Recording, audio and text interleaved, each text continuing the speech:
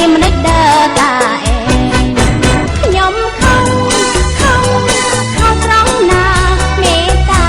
ចង់អល់កនលែងខកសួរមិនព្រមលែងខ្ញុំគង់វែងរួមមេមិនឃើញផងប្រាក់ត្រង់តែចោថាខុសក៏មិនដេញរូខ្ញុំនឹងធ្លាប់នៅតែស្រុកស្រែទីក្រុងភ្លើងស្តុកមិនតែស្គាល់គេធ្លាប់ឃើញតែនៅបរទិញ